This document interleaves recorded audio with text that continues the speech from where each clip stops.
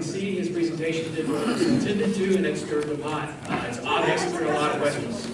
So what I'll do is I'll take over the host. I'll answer technical questions, operations questions, things of those nature, and we'll just let the panelists take your question if they believe that they can answer for you.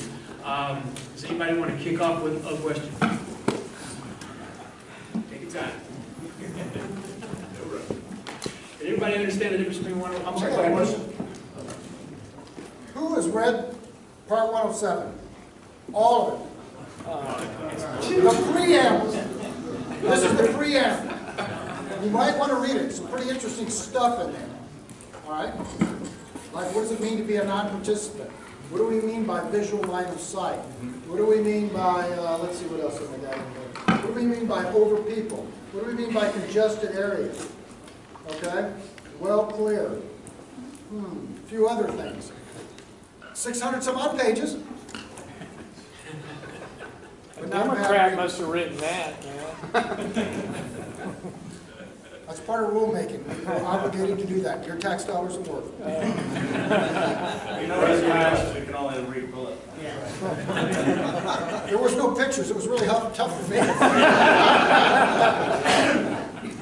Yeah, Rose?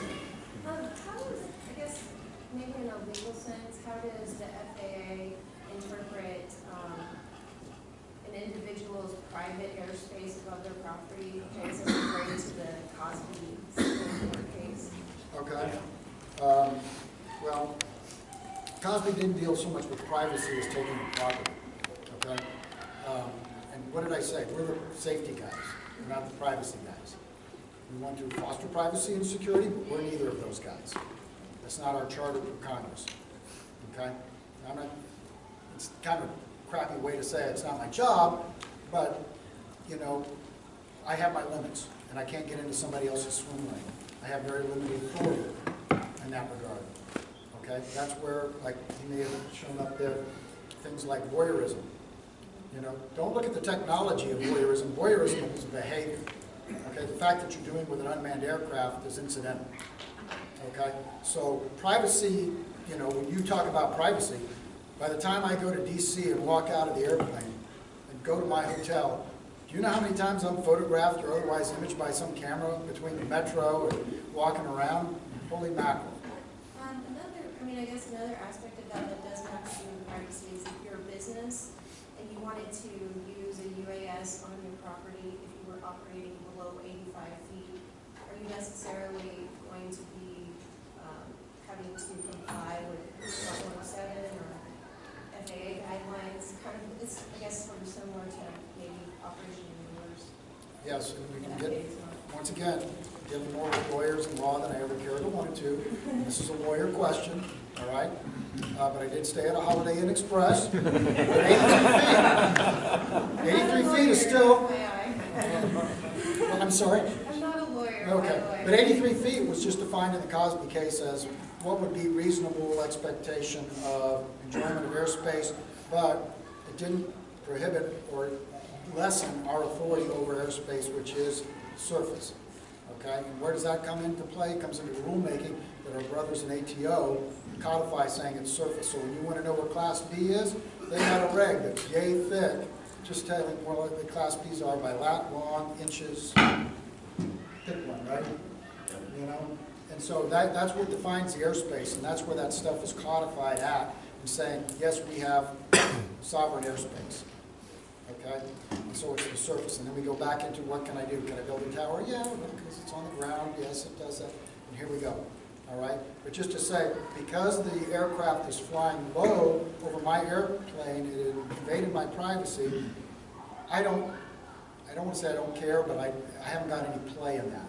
But if you tell me, on the other hand, it flew so low as I felt in danger to my personal property, oh, now I'm very concerned. And it is play in my area. But what about for businesses that are just maybe using the UAS on their own property, and we're not even considering the privacy issue. We're just talking about the legal That's operation. fine. They still have to follow 107. So they still have to follow 107, even if Right. it's flying low. Because it's the surface, right? Right. And you don't own the air or the airspace. Now, if you're indoors, that's a different discussion, right? If we flew one in here, that's different. Like if you flew one in your store, that's different than flying it in the parking lot. But so I just thought that that Supreme Court case established the property owner's ownership of the airspace above their property. Yeah, the legal guys, go to our website, the FAA.gov/UAS. Go under resources, and there's legal interpretations. We put out a nice little fact sheet.